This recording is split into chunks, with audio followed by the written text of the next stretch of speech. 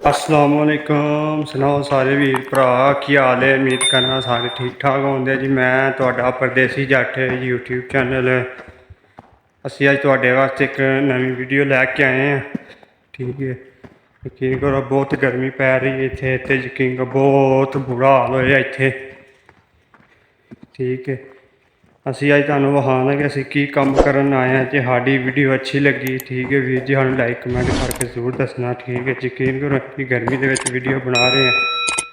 ਮਿਹਰਬਾਨੀ like comment ਕਰ ਦਿਆ ਕਰੋ। ਸਾਡੇ YouTube ਚੈਨਲ ਸਬਸਕ੍ਰਾਈਬ ਜ਼ਰੂਰ ਕਰਿਓ ਜੇ ਵੀਡੀਓ ਅੱਛੀ ਲੱਗੀ ਤੇ ਆਓ ਤੁਹਾਨੂੰ ਅਸੀਂ ਵਿਖਾਉਂਦੇ ਹਾਂ। ਯਕੀਨ ਕਰੋ ਇਹ ਬੋਤਲ ਫੜੀ ਹੈ ਪਾਣੀ ਦੀ, ਸੁਬਾਹ ਤੋਂ ਲੈ ਕੇ ਸ਼ਾਮ ਤੱਕ ਜਿਹੜਾ ਨਾ ਤਕਰੀਬਨ 3 ਦਾ ਟਾਈਮ ਹੋਇਆ ਤੇ 10 ਬੋਤਲਾਂ ਪਾਣੀ ਦੀ ਪੀ ਖੜੀਆਂ, ਇੰਨੀ ਕੋਈ ਗਰਮੀ ਪੈਣ ਡਈ।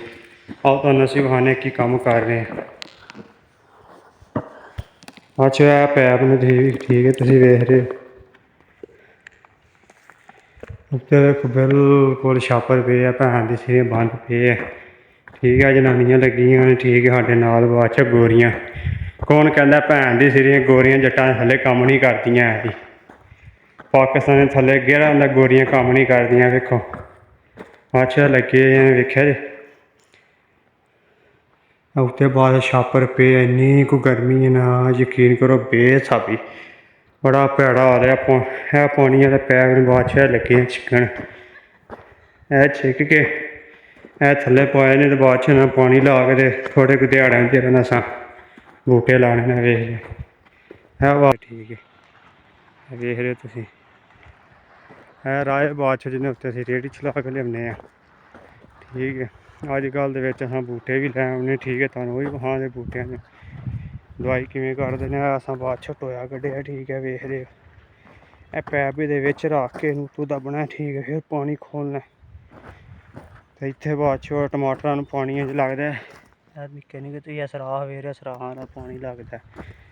ਅਤੇ ਉਮੀਦ ਕਰਨਾ ਮੇਰੇ ਵੀਰਾਂ ਭਰਾਵਾਂ ਨੂੰ ਵੀਡੀਓ ਪਸੰਦ ਆਈ। ਥੱਲੇ ਲਾਈਕ ਕਮੈਂਟ ਕਰਕੇ ਜ਼ਰੂਰ ਦੱਸਣਾ। ਠੀਕ ਹੈ, ਵੀਡੀਓ ਕੈਸੀ ਲੱਗੀ ਹੈ ਤੁਸੀਂ ਵੇਖ ਰਹੇ ਯਕੀਨ ਕਰੋ ਨਾ ਐਡਾ ਔਖਾ ਕੰਮ ਹੈ ਨਾ ਬੇਹਿਸਾਬਾ ਵਾਲਾ।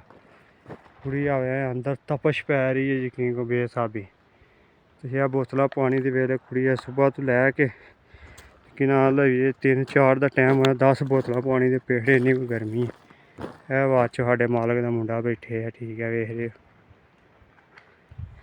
ਵੀਡੀਓ ਅੱਛੀ ਲੱਗੀ ਲਾਈਕ ਕਮੈਂਟ ਕਰਕੇ ਤੁਸੀਂ ਜ਼ਰੂਰ ਦੱਸਣਾ। ਸਾਨੂੰ ਇਜਾਜ਼ਤ ਦਿਓ। ਠੀਕ ਹੈ, ਓਕੇ ਅੱਲਾ ਹਾਫਿਜ਼ ਜੀ। ਠੀਕ ਹੈ, ਅਸੀਂ ਹੁਣ ਥੋੜ੍ਹਾ ਕੰਮ ਕਰ ਲਈਏ। ਠੀਕ ਹੈ।